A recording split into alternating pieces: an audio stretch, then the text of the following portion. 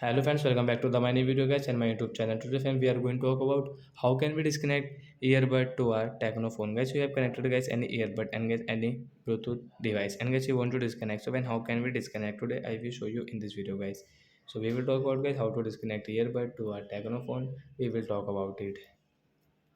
So first of all guys, we will on our phone setting to disconnect. After on phone setting guys, you can see this type of setting. Friends, you can see guys your more connection setting guys, tap here.